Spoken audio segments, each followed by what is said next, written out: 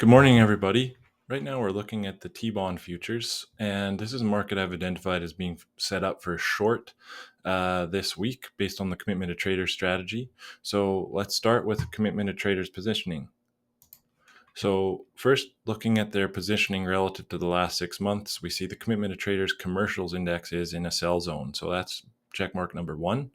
Next, let's take a look at their net positioning. So I go over here, and this this red line is their net positioning. So we've seen this whole move up, been getting much more short the market. We see that they're in an extreme and short positioning that they haven't been at in over 3 years. So that's a sell signal. You also see open interest is sky high right now, which generally open interest being very high is found at tops. So that's another reason to sell this market. So basically, the small speculators as well, they're at a huge, huge long positioning. They're at an extreme that they haven't been in over 3 years. And generally speaking, these guys we want to fade. Look at the last time they got this short in April. Well, that was the bottom of the year. So they tend to be wrong at extremes. So right now they're overly bullish. So that's a sell signal as well. And we also look at the true seasonal tendency is right here for bonds, the Treasury bond to go down to October, right in the middle of October. So that's bearish as well. We also have valuation to look at.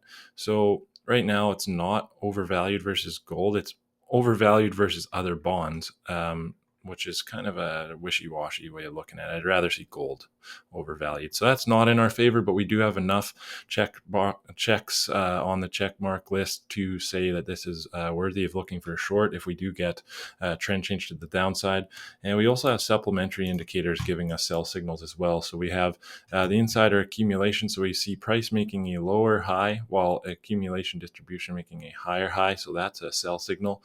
And we also have price open interest and volume divergence. So lower high on the price and higher high on the indicator. So lots of things lining up for sells in the treasuries.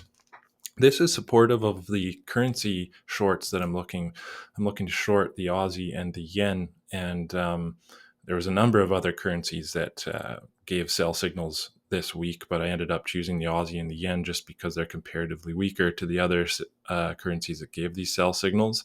So this is nicely confluent with that, because if the bonds do go down, the dollar will go up, which is supportive of the short of the other currencies.